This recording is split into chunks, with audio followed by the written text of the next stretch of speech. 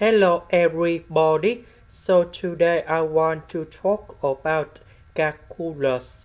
The topic that is about differential equations. So now I want to show you how to answer. We have x and x. We can do about factorization.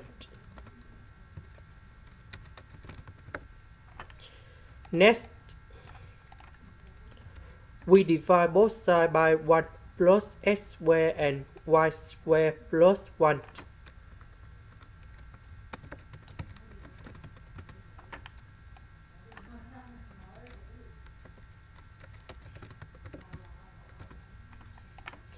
Next, we put the integration for the both sides.